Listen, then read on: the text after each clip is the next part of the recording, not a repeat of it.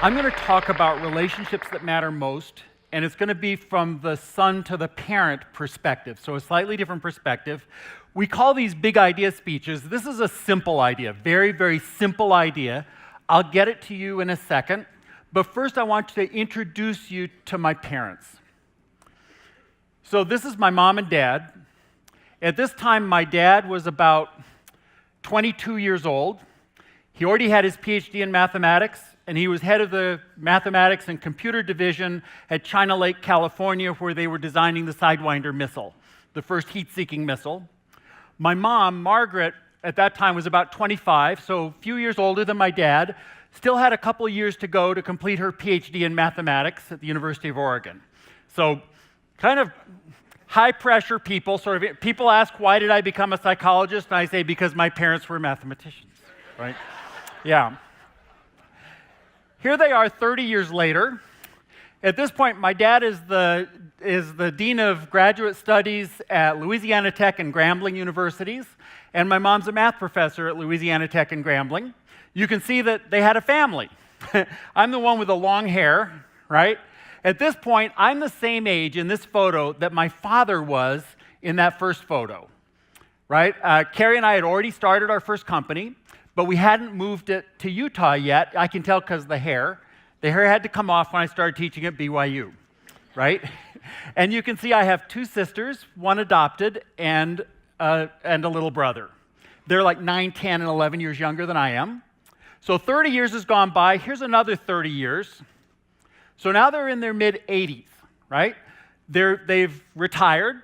They're living in Placerville, California, sort of halfway between Sacramento and Tahoe, in an assisted living facility, just 8 miles from my sister Elaine. So good care, but they're elderly, right? So I want to imagine you're in their shoes. What has changed for you? Here are a few things that might have changed, right? You've lost, and that's to say, you've lost independence. How did that get through? They've lost their careers. They've lost a fair amount of their health. My father had a heart attack when he was 59, and my mother had extensive cancer surgery when she was 60, and again when she was 75, right? They've lost a lot of mobility. They don't drive, right? They've lost a lot of hobbies. They've moved away from friends. You could summarize this by saying it's impacted pretty much every sphere of their life, right? And I want to present this as a problem, not a problem you can solve, but a problem. So here's the problem. I talk to them at least once a week, right? The conversations tend to be relatively shallow. The weather, politics, whatever happens to be in the news, a little bit update on what Kathy and I are up to, a little update on what they're up to, and it's insufficient. So a wise person came to Kathy, my wife, and said, you know, when your parents reach their 70s, you need to call them every day. You just do. And we thought, that makes a lot of sense, okay? But here's my big idea. The big idea is it's not about a crucial conversation around any of these issues you see on the screen. Instead, it's a big idea from Influencer, and we summarize the big idea as the following. Your data stream determines your mental agenda. Think about how my parents' data stream has changed as they've retired, moved away from friends, moved away from lots of sources of information, and have lost mobility. In the worst possible case, they spend all their day sitting in front of a TV watching cable news. Wouldn't that be terrible? Yeah, a lot of people do, right? And so when you talk to them on the phone, their data stream is so different from yours that it's like you're talking past each other, right? So to try to make this a big idea into something a little more than a really simple idea, I want to say, here are the 4 things you want to do. You want to have more interactions. You want to invite them into your data stream. You want to join their data stream. And you want to combine your data streams. Okay, that's all there is to it, right? Now, for just a second, imagine we're not talking about your elderly parents. We're talking about sales not getting along with production. or we're talking about marketing having arguments with development, or we're talking about corporate not getting along with regions. I think the big idea is the same. So ask yourself not just how would this affect your interactions with a son or daughter or a mom or dad. Think about how it would affect, if you took this to heart, how you would change your interactions among groups that currently aren't seeing eye to eye. They're talking past each other the way I was talking past with my mom and dad. So let me go through these. I'm just going to illustrate these with ideas that we tried with mom and dad and with Kathy's mom and see how it goes.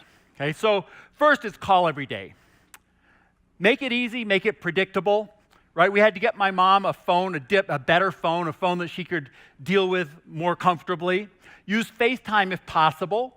That worked really well between my brother and my mom. They would FaceTime every day, and that was just incredible. I would FaceTime, especially if I was on the road, and I'd show her my hotel room, I'd show her what was out the window.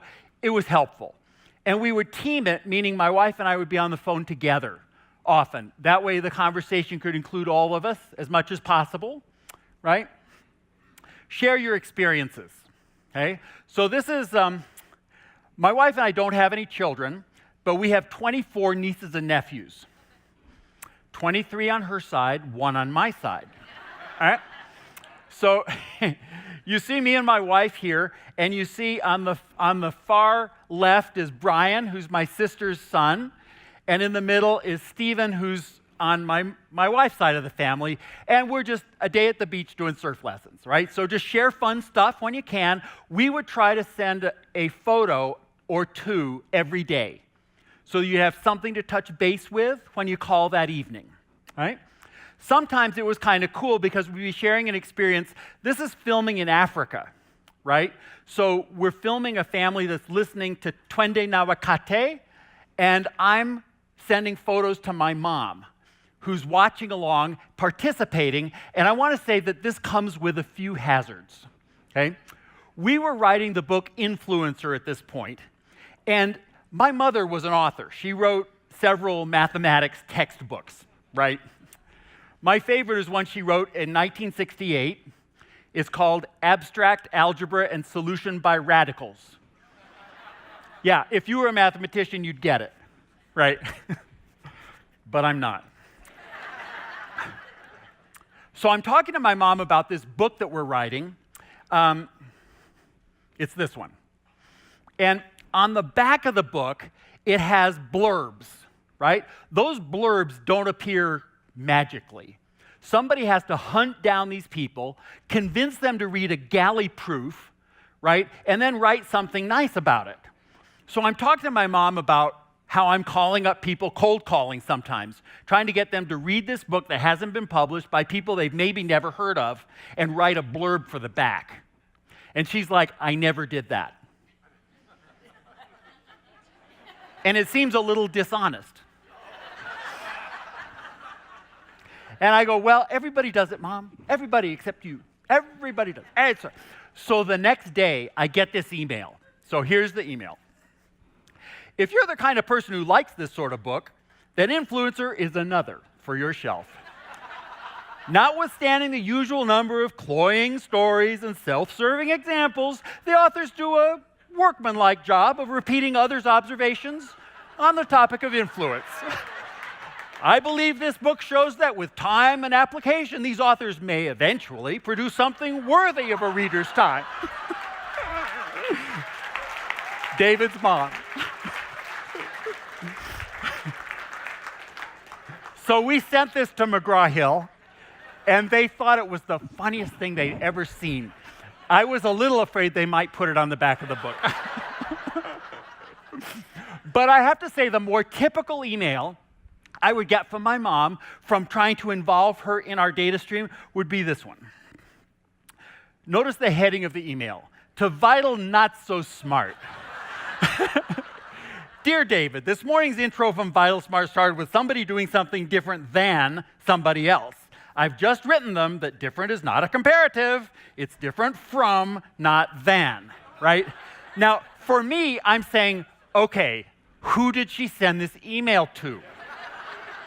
Because I would get these phone calls saying, David, I got this email.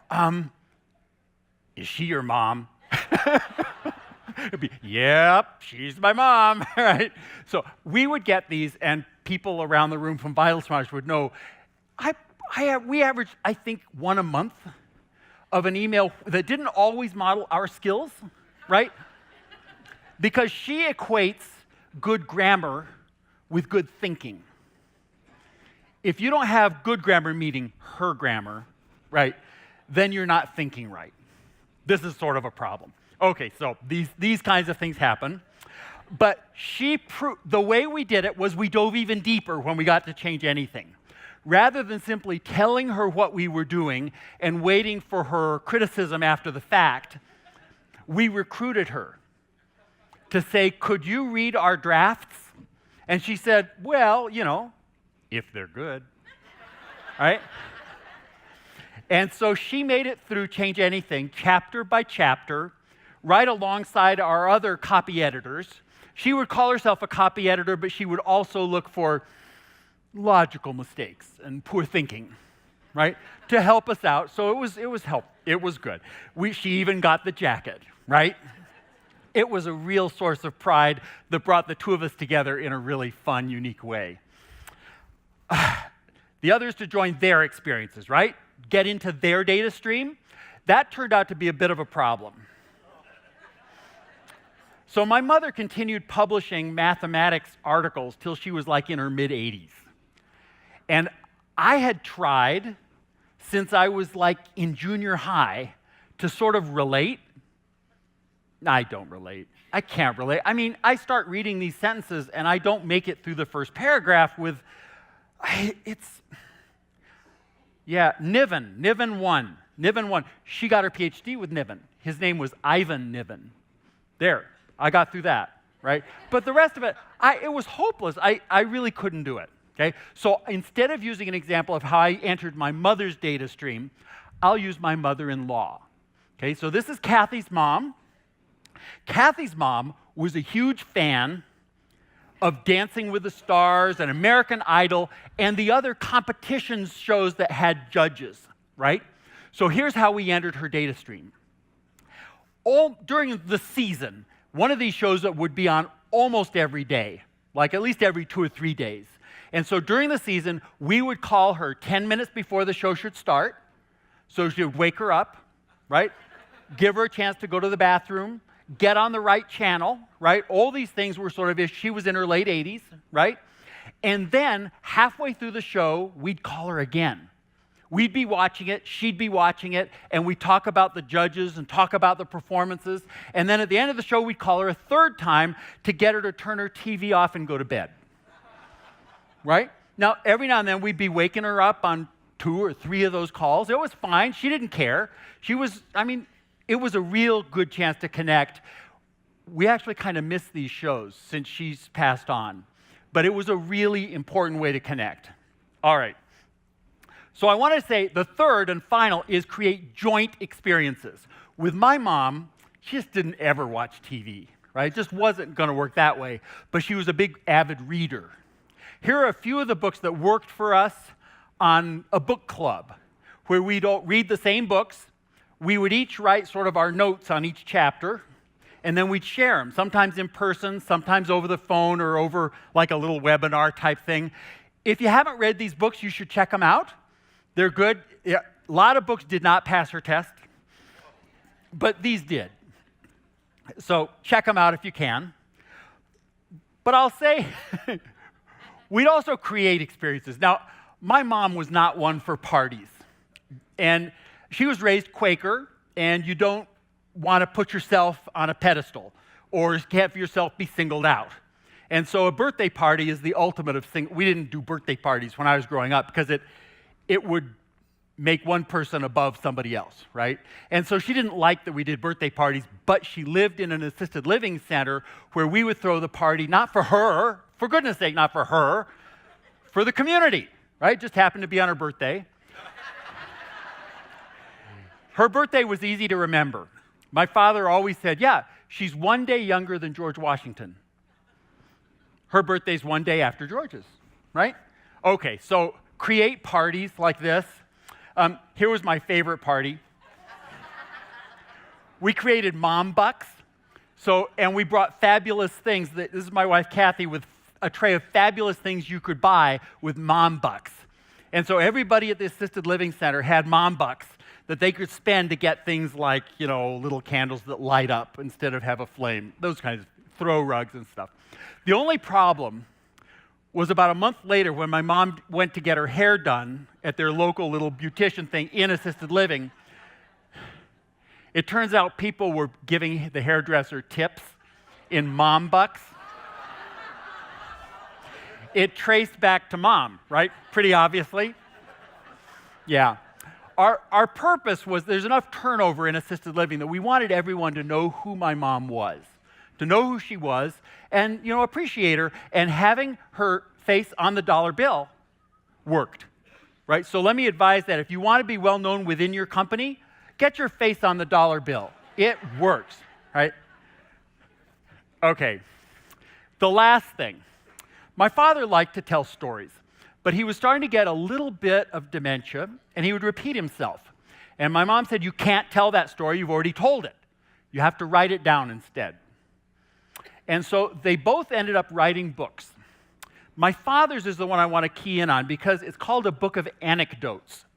This is the easiest way to write a book. You try to remember fun incidents that have happened in your life and write them down. And don't let them ever be more than like a third of a page. And they don't have to connect. There's no connective tissue at all. They're just the gems. They're the beautiful elements of your life. Now, he wrote about 150 of them that we turned into this first book. He wrote another 150 that we're still holding in reserve someday. So I'm going to read you one of his little anecdotes. It's short. It's also timeless. Okay? So I want to introduce you again. This is my dad when he was a little boy. You see his mom and dad there standing, and you see his grandmother and his step-grandfather. And if you look behind them, the white thing is their tent. Okay, so here's the little anecdote. By the time I was 10, we'd been homeless for 3 years. We lived in a tent city, a hobo camp in the mountains above Los Angeles, close to Big Bear Lake, where the ski resort is today. There were about 100 of us. Okies, Arkies, Mexicans, all of us economic refugees. Winters were the problem. We were unwelcome squatters on Forest Service land. The local sheriff would score points by destroying our tents and belongings just as the snow began to fall. In bitter cold, this was a deadly game. In 1937, my dad discovered a life-saving loophole. He had everyone stake mining claims. Mining was legal on Forest Service land and allowed for full-time residency. That fall, we built cabins, one family at a time. Ours was a one-room, 10 by 10. I lived in that cabin until age 15 when I was kidnapped to college. But that's another story. Is that cool?